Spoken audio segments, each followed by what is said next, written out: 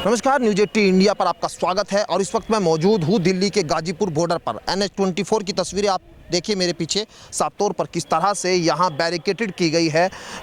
6 से 7 लेयर में यहाँ बैरिकेटेड की गई है। पुलिस फोर्स यहाँ तैनात की गई है भारी संख्या में। और एक साइड में जो है पुलिस फोर्स है और दूसरी साइड की तस्वीरें मैं आपको अगर दिखाना चाहूँ तो ये तस्वीरें आप साफ तौर पर देखिए, उधर किसानों का प्रोटेस्ट है। एक साइड में किसानों का प्रोटेस्ट है, दूसरी साइड में जो तस्वीरें हैं वो यहाँ पुलिस जो सुरक्षा बल यहाँ मौजूद है उनकी तस्वीरें आप साफ तौर पर देखिए। किस तरह से भारी सुरक्षा के इंतजाम यहाँ किए गए हैं, क्योंकि जिस तरह से 26 जनवरी में किसान दिल्ली में पहुँचे थे उसके बाद से यहाँ सुरक्षा के इंतजाम किए गए हैं। और ये कटीले तार यहाँ लगाए गए हैं कि कोई भी किसान इस और दूसरी ओर न जा सके। साफ तौर पर तस्वीरों में देख सकते हैं किस तरह की बैरिकेटेड यहाँ की गई है। और इस बैरिकेटेड के बाद में लगातार प्रशासन पर और सरकार की मंशा पर भी जो विपक्ष है वो सवाल उठा रहा है। सवाल यही उठा रहे हैं कि जिस तरह से इंटरनेशनल बॉर्डर पर सुरक्षा के इंतजाम किए गए जाते हैं, उस तरह के इंतजाम की क्या किसान आंदोलन में बिल्कुल ज़रूरत थी। उस तरह के सवाल लगातार विपक्ष उठा रहा है।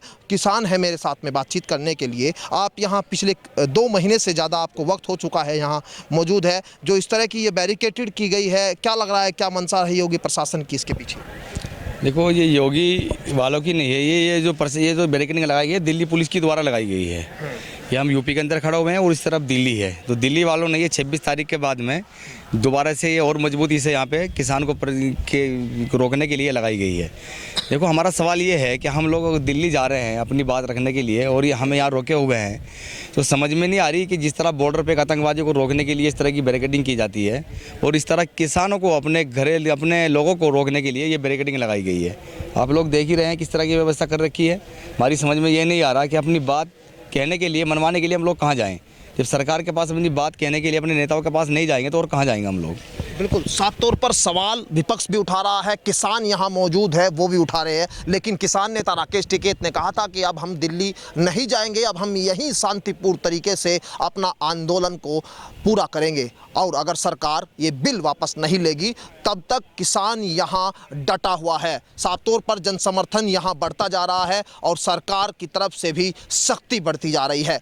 लेकिन अब ऐसे में देखना होगा कि क्या सरकार की सख्ती से कोई आंदोलन में परिवर्तन होता है या फिर जिस तरह से जन सैलाब पिछले 28 तारीख से बढ़ता जा रहा है, आज 72 दिन इस आंदोलन को हो चुके हैं, वो जन सैलाब कहां जाकर रुकेगा।